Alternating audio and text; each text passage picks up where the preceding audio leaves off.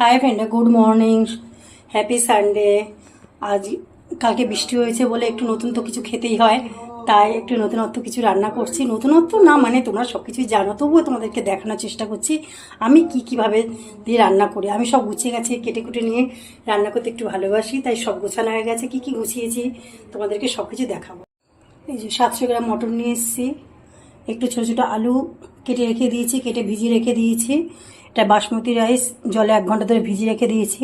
মটনটা আমি তেল, লঙ্কা গুঁড়ো আর লবণ দিয়ে মেখে রেখে দিয়েছি, 1 ঘন্টা ম্যারিনেট করে রেখে দিয়েছি। এটা হচ্ছে ধনে পাতা কুচি, এটা হচ্ছে পুদিনা পাতা কুচি। আমের টুকরো একটু শেষ পাতা, টক না হলে ভালো লাগে না। দইটাকে ফেটিয়ে রেখে দিয়েছি। 2 রকম পেঁয়াজ কুটি কেটে রেখে দিয়েছি, কোনটায় কীভাবে ব্যবহার করবো সেটাও দেখাবো। বেগুন কেটে রেখে দিয়েছি, বেগুনি করব। এখানে আদা রসুন আর শুকনো লঙ্কা একসাথে পেস্ট করে রেখে দিয়েছি।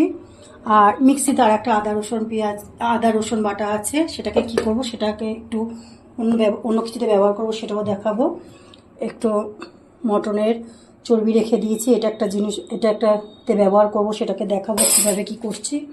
এবার এটা বেগুনি করব বলে এতে আমি ধনে পাতা, তারপর কালো জিরে, শুকনো লঙ্কা গুঁড়ো, বেসন, তারপর একটু জোয়ান দিয়েছি আমি, আর একটু বিট লবণ দিয়েছি, দিয়ে এটাকে রেখে দিয়েছি। পরে আমি এটাকে ফেটিয়ে বেগুনি করব।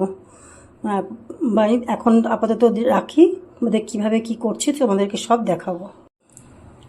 বলছি কড়াটা দেখে কিছু মনে করো না, এটা আমার মায়ের স্মৃতি, ওই জন্য কড়া আছে, ভালো কড়া, আমি ব্যবহার করি না। এটা মায়ের স্মৃতি, তো ওই জন্য এই কড়াতেই আমি রান্না করি। আমার ভালো লাগে এই কড়াটা রান্না করতে, ছোটো কড়ার মধ্যে, ছোটো পরিবার, ওই জন্য ছোটো কড়াতেই আমি রান্না করি। যে এত কিছু কথা বললাম, কিছু মনে করো না। আমি এবারে মটনটা বসানোর জন্য সর্ষের তেল ব্যবহার করছি। দেখো সর্ষের তেলের পরিমাণটা, তোমরা রিফাইন তেলেও রান্না করতে পারো যারা রিফাইন তেল খাও।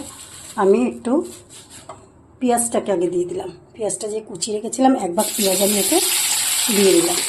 700 গ্রাম মটন, আমি 300 গ্রাম মতন পেঁয়াজ দিলাম, কেন মটনটাতে আমি বেশি জল ইউজ করব না। এটা একটু মানে এর জন্য মজে যাওয়ার জন্য আমি